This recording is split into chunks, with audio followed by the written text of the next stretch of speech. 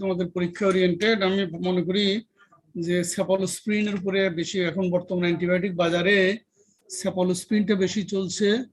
তোমরা যে কোনো জায়গায় প্রেসক্রিপশন দেখলে দেখবে সেফিক্সিন, সেফট্রিয়াক্সন, এগুলো খুব জোরে সোরে ডাক্তার সাহেবরা লিখতেছে। সুতরাং আমি এমবিবিএস এ পেনিসিলিন আলাপ করছি কিছুক্ষণ আগে, তোমাদের কাছে সেফালোস্প্রিন নিয়ে আলাপ করি। সেফালোস্প্রিন একটা অ্যান্টিবায়োটিক, যেহেতু এটা একটা ফাঙ্গাস থেকে আসে। সেফালোস্প্রিন যে ফাঙ্গাস থেকে আসে সে ফাঙ্গাসের নাম বলতে পারবে কেউ?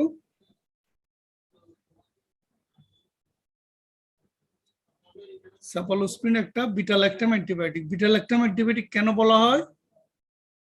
তো বিটা-ল্যাকটাম রিং থাকে, এদের একটা বিটা-ল্যাকটাম রিং থাকে। Good boy. এই বিটা-ল্যাকটাম রিং আলা কারা কারা অ্যান্টিবায়োটিক বাজারে আছে বা আমাদের পড়াশোনা জানা আছে?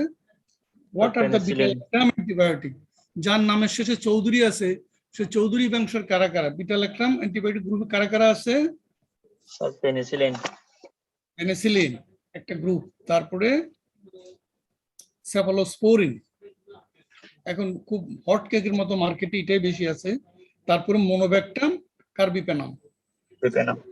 পেনিসিলিন, সেফালোস্পোরিন, মনোব্যাকটাম, কার্বিপ্যানাম, এগুলো হচ্ছে বিটা-ল্যাকটাম অ্যান্টিবায়োটিক। এদের এরা সবাই কিন্তু সেল ওয়াল সিনথেসিস ইনহিবিটর গ্রুপে।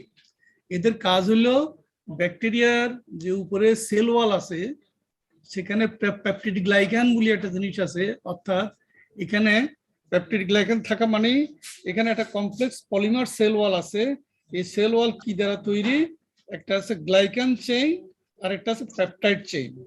এই গ্লাইকান চেইন আর পেপটাইড চেইনের মধ্যে ক্রস লিঙ্ক করে একটা এনজাইম, তার নাম হলো ট্রান্সপেপটিডেজেস অথবা পেনিসিলিন বাইন্ডিং প্রোটিন। এইটাকে যখন ডেস্ট্রয় করে দেওয়া হয় তখন সেল ওয়ালটা নষ্ট হয়ে যায়।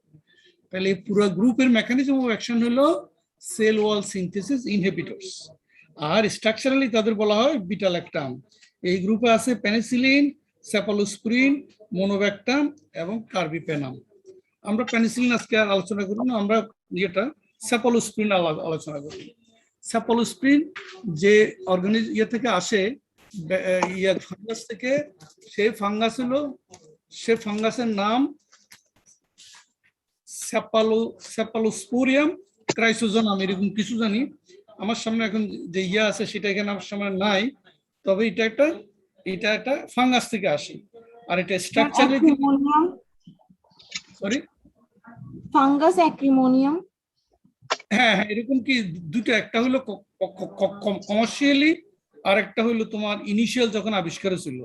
পেনিসিলিন তো আমরা জানি আগে নোটাটাম, একটা পেনিসিলিন ক্রাইসোজোম, কিন্তু সেফালোস্প্রিনের একটা ফাঙ্গাসটার নাম জানো কিনা? জানো? স্যার এটা সেফালোস্পোরিয়াম।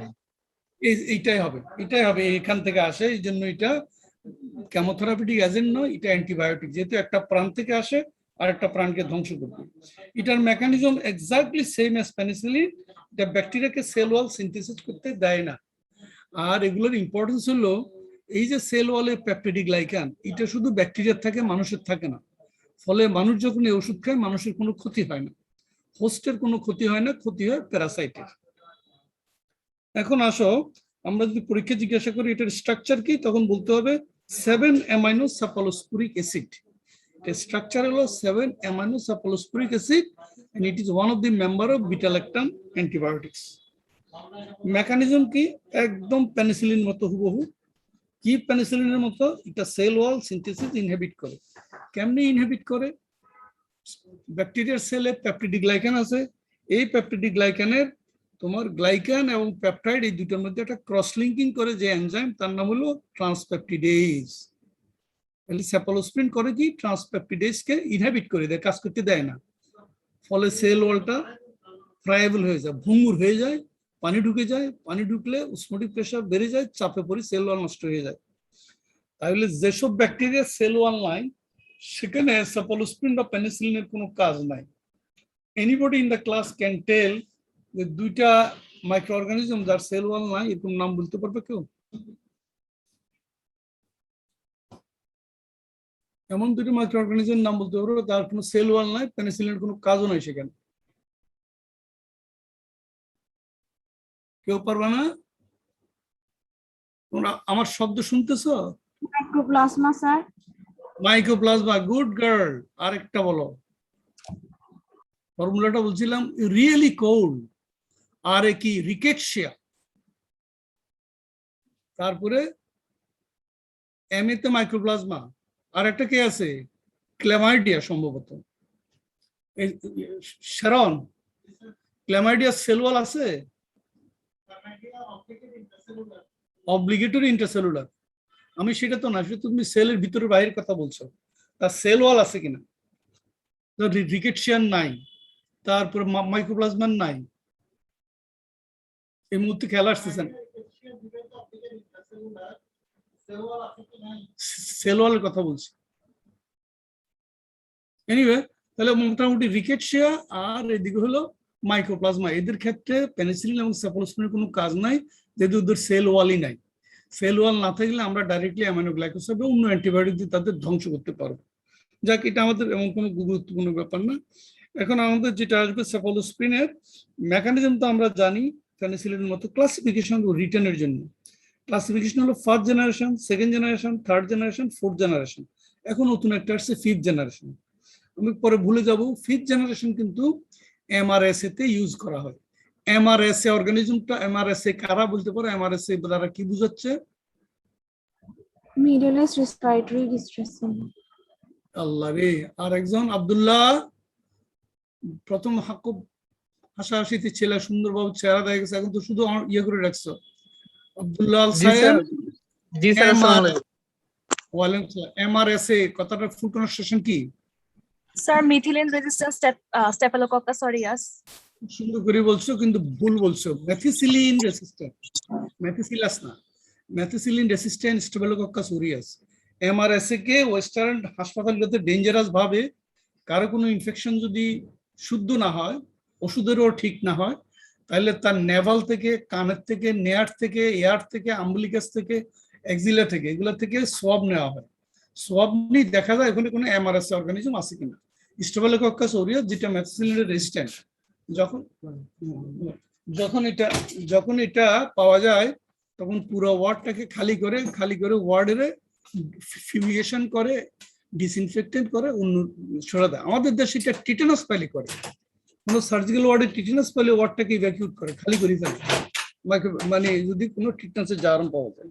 তাহলে এমআরএসএ তে আমরা এমআরএসএ অর্গানিজম পাইলে কোন কোন অ্যান্টিবায়োটিক দিয়ে চিকিৎসা করি?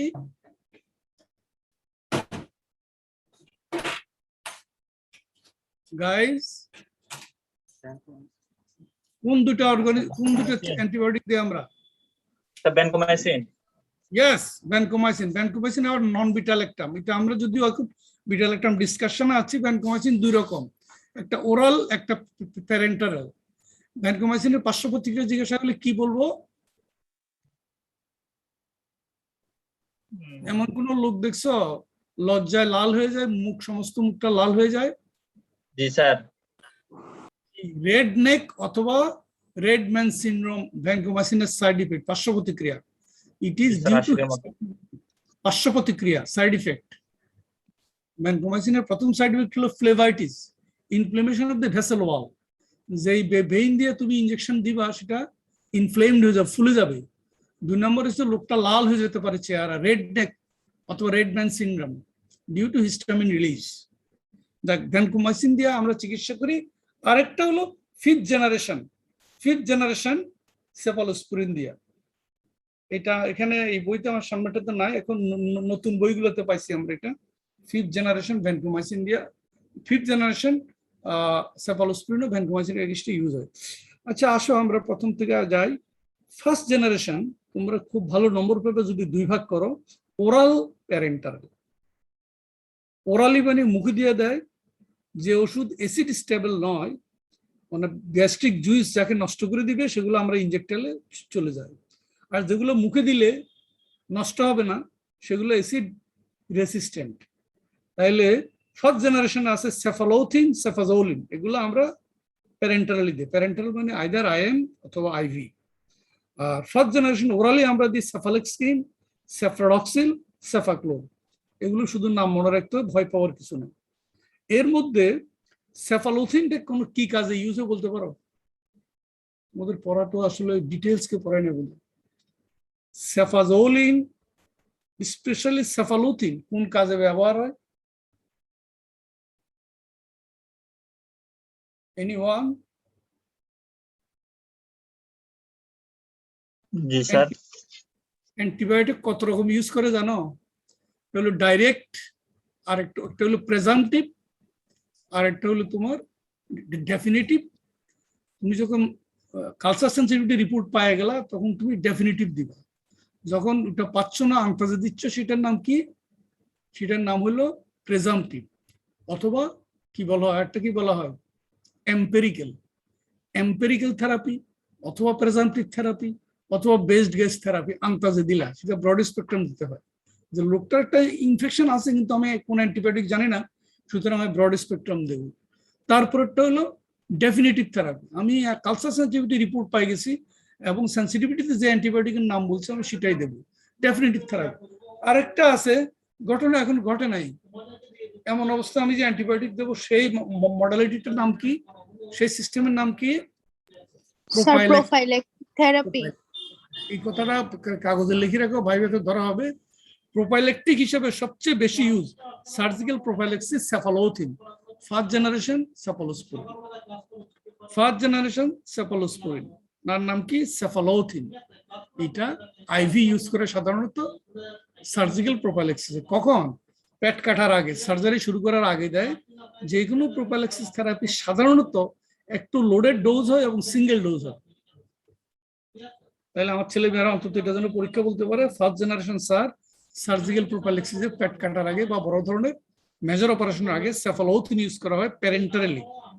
আর ফার্স্ট জেনারেশনে ওরাল আছে, সেফালেক্সিন, সেফাড্রোল, সেফাক্লোর, ওগুলো নিজেরা বসে বসে মুখস্থ করবে। ফার্স্ট জেনারেশনের নর্মাল ইউজ কিসের এগেইনস্টে? Gram positive. They are very effective against the gram positive, এবং মেজরিটি অফ দি সেফালোস্প্রিন আর কি, বেশিরভাগই তারা কি resistant? Staphylococcus aureus beta lactam রিংকে নষ্ট করে ফেলে একটা এনজাইম দ্বারা, সেই এনজাইমটার নাম কি? Beta lactamase. ল্যাকটামেজ। কোন অথাররা বলে পেনিসিলিনেজ। দেখো আবার একই জিনিসের অনেক নাম তো তোমরা ভুলে যাবে। আইদার পেনিসিলিনেজ এনজাইম বলে অথবা বলে বিটা ল্যাকটামেজ। এই বিটা ল্যাকটামেজ ইয়েটাকে, এনজাইমটাকে, বিটা ল্যাকটামেজ রেসিস্ট্যান্ট। বেশিরভাগ সেফালোস্প্রিন পেনিসিলিন নিচ্ছে, তাদের ইম্পর্টেন্স কি? আবার এই ইম্পর্টেন্স গুলো বলি দিই, চারটা হেডলাইন। একটা হইলো মোস্ট পেনিসিলিনের সাথে ডিফারেন্স হলো, এক নাম্বার হলো দে আর ওয়াটার সলিউবল। ওয়াটার সলিউবল গুলো বেশিরভাগ ইনজেকশনে দেয়, ওরালি কম দেয়।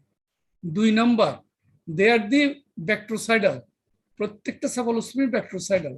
3 নাম্বার, নর্মালি তাদেরকে গ্রাম নেগেটিভের এগেইনস্টে বেশি ইউজ করা হয়। তারপরে 4 নাম্বার হলো সিমিলারিটি কি? পেনিসিলিনও ফাঙ্গাস থেকে আসে, সেফালোস্প্রিন ফাঙ্গাস থেকে আসে। ডিসিমিলারিটি কি? ডিসিমিলারিটি হলো পেনিসিলিন ইউজ করা যাবে না কোথায়? যেখানে হাইপার সেন্সিটিভিটি আছে পেনিসিলিনের প্রতি বা সেফালোস্প্রিনতে অ্যালার্জি আছে।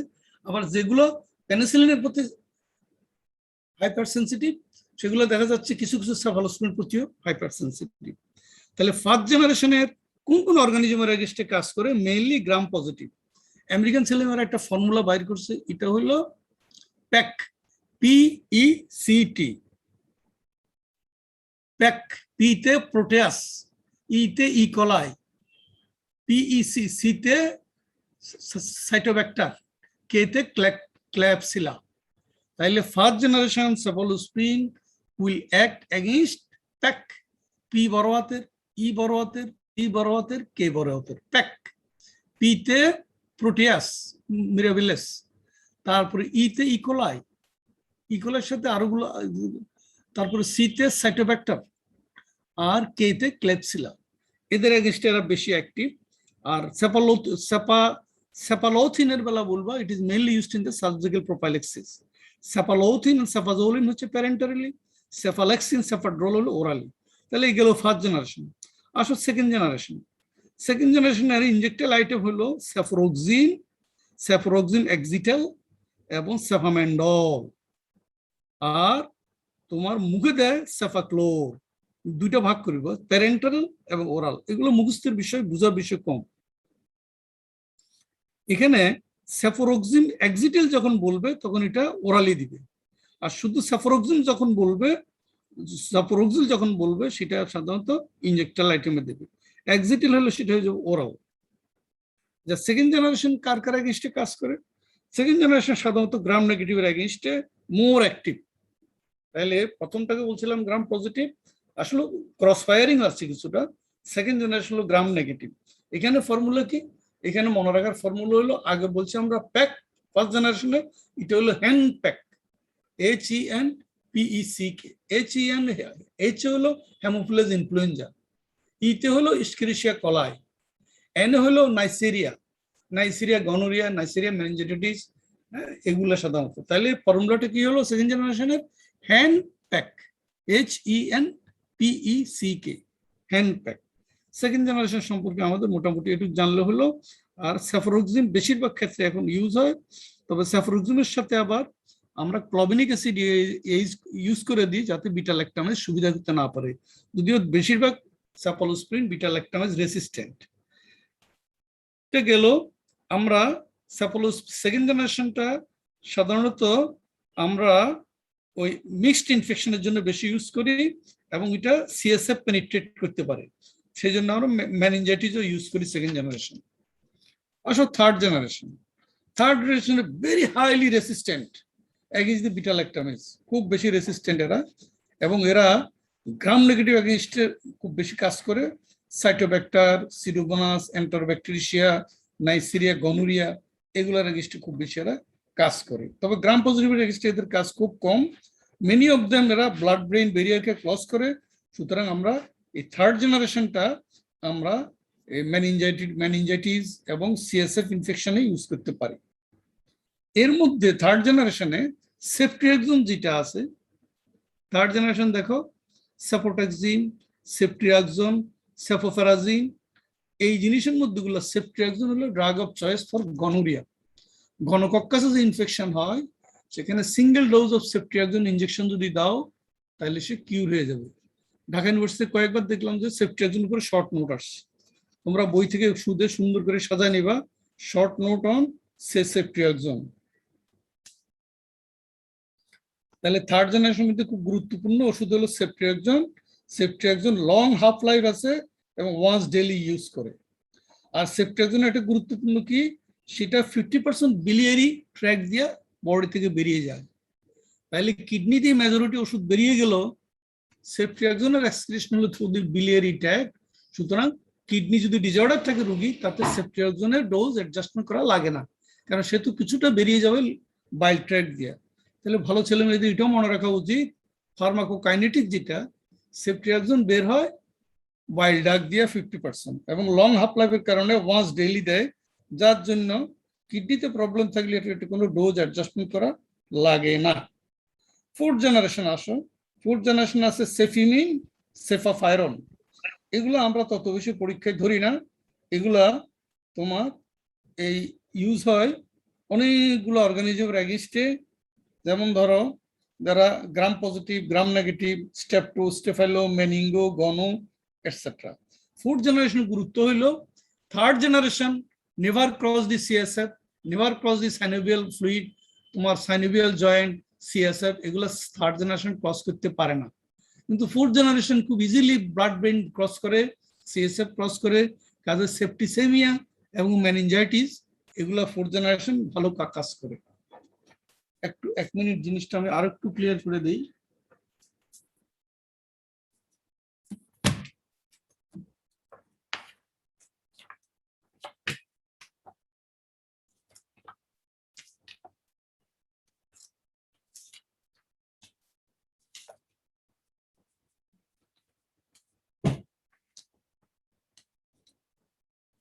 First and second generation of cephalosporin cannot reach CNS, bone, prostate, joint cavity.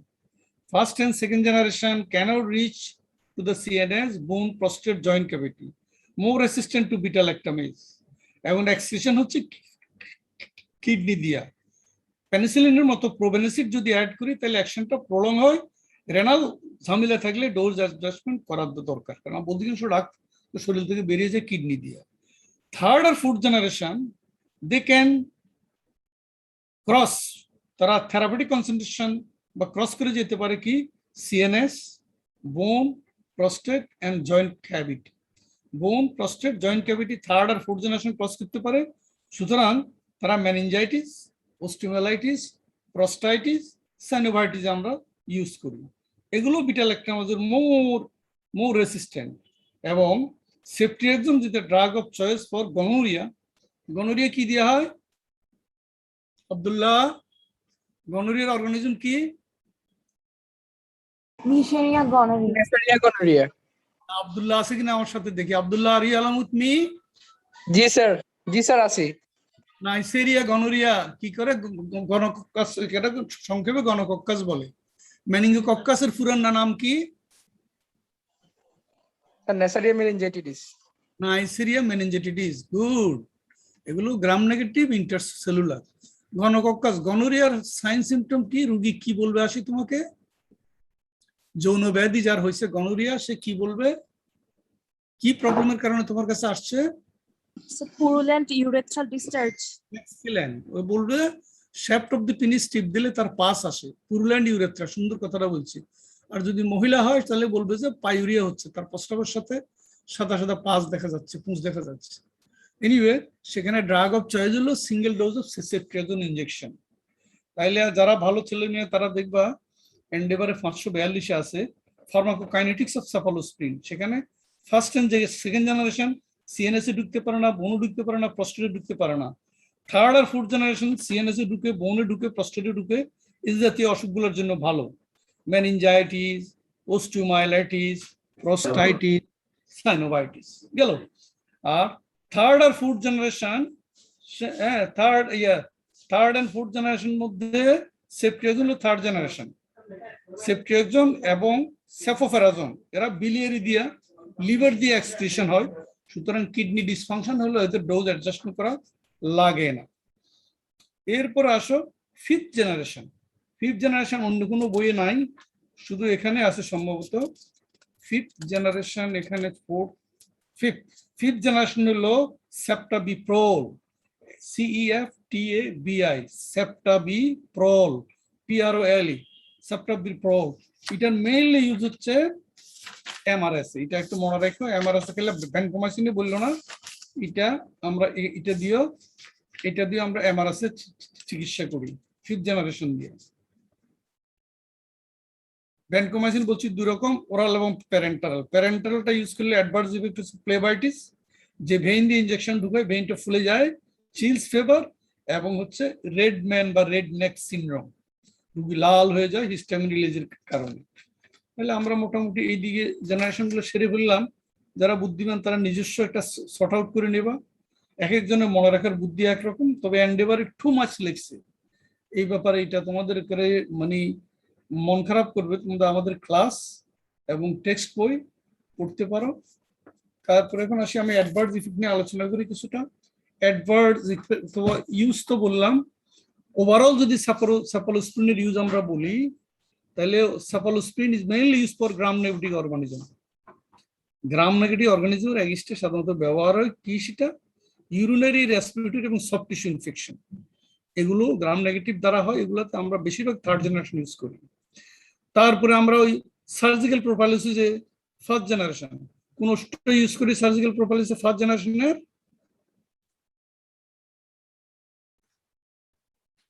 গলাবাজি করি তো কোনো লাভ হয় না, মাথায় ঢুকতেছে না তো। সার্জিক্যাল প্রোফাইলাক্সিসে কোন অ্যান্টিবায়োটিকটা ফার্স্ট জেনারেশন অফ সেফালোস্প্রিন ইউজ করা হয়? সেফালোথিন। ক্লাস শুরুতে তো বলছি এটা সেফালোথিন ইউজ করি আমরা। আছো তোমরা লাইনে? জি স্যার। তোমাদের কোনো রেসপন্স নেই কেন?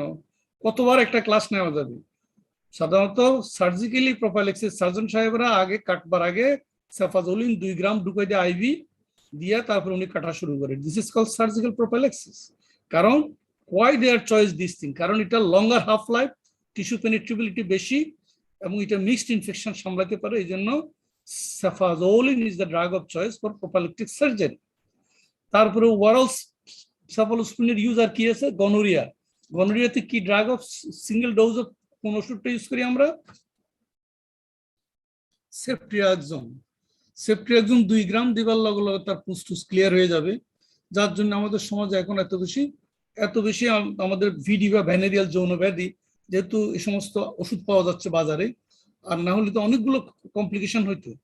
সেফট্রিয়াক্সন সিঙ্গেল ডোজ দেওয়ার পরে সে সুস্থ হয়ে যাচ্ছে। তারপরে সেফালোস্পিনের ইউজ হচ্ছে মেনিনজাইটিস, আমরা কিছুক্ষণ আগেই বললাম 3rd এবং 4th জেনারেশন আমরা এই ইউজ করি মেনিনজাইটিসে, এগুলো সিএসএফ ভেদ করে উপরে যায়। মেনিনজাইটিসের মেইন অর্গানিজম কি? নাইসেরিয়া মেনিনজাইটিস, এটা তোমরা বলছো কিছুক্ষণ আগে। তার সাথে আমরা একটা ডবল অ্যান্টিবায়োটিক দিই, অ্যামাইনোগ্লাইকোসাইডস। সেফালোস্পিন সেল ওয়ালটাকে ধ্বংস করে, অ্যামাইনোগ্লাইকোসাইড আমাদের পড়ানো হয়েছে কিনা তোমাদের জানি না, এটা ঢুকে ওটা কাজ করে। মিক্সড অ্যারোবিক অ্যানারোবিক ইনফেকশন, সেখানেও আমরা সেফালোস্পিন ইউজ করি। আর একটা হচ্ছে টাইফয়েড। টাইফয়েডে আমাদের ড্রাগ অফ চয়েস ছিল সিপ্রিফ্লক্সাসিন।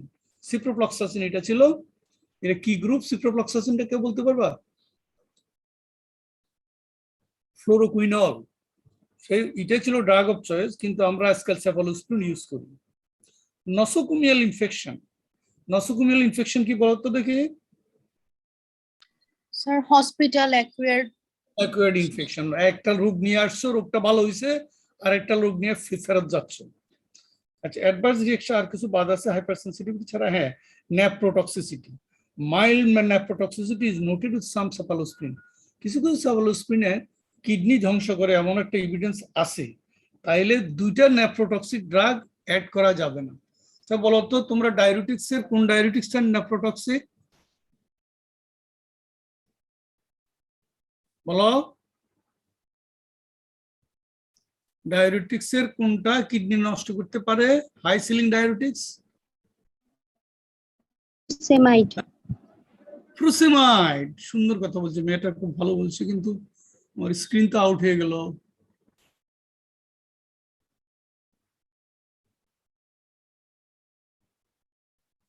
ফিরে আসো, ফিরে আসো।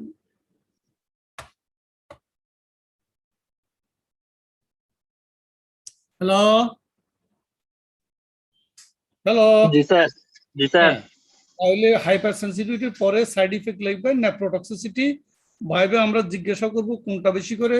আমার যতটুকু মনে পড়ে এটা সেফামেন্ডল কিডনি নষ্ট করে বেশি, তবে 2টা নেফ্রোটক্সিক ড্রাগ দেওয়া যাবে না কোনো অবস্থায়। এরা যদি এডিমা হয়, ফুলে যায়, আমরা ফ্রুসেমাইড দেওয়া যাবে না, অন্য কিছু দেব।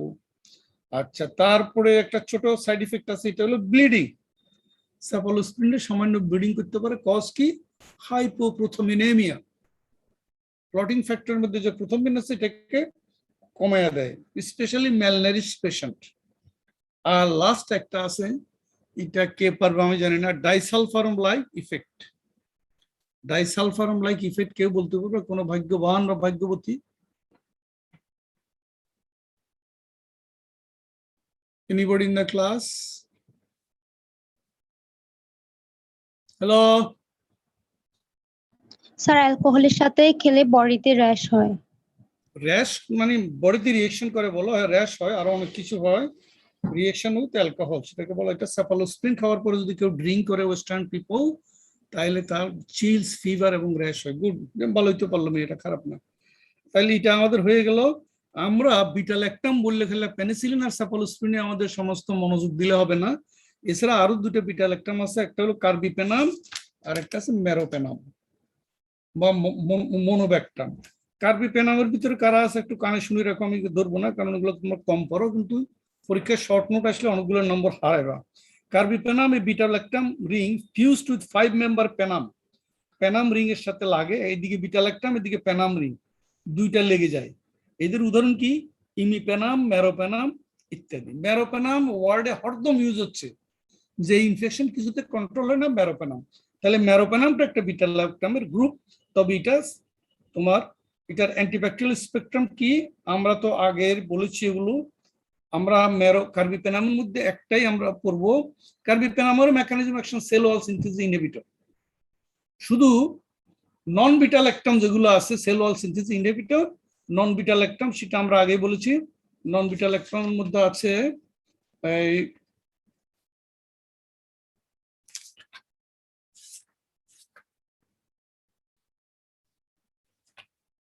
ভ্যানকোমাইসিন, কিছুক্ষণ আগে আমরা এটা নিয়ে আলাপ করেছি, এগুলো হচ্ছে নন বিটা ল্যাকটাম। আচ্ছা, আমরা কার্বিপেনামের শর্ট নোটিস চলে আসি। কার্বিপেনামে বাজারে দুইটা ওষুধ চালু আছে, একটা ইমিপেনাম, একটা মেরোপেনাম। ইমিপেনামের একটা প্রশ্ন প্রায় ভাইভাতে ধরা হয়, ইমিপেনামের সাথে সিলাস্টিন কেন ইউজ করা হয়, কেউ বলতে পারবা?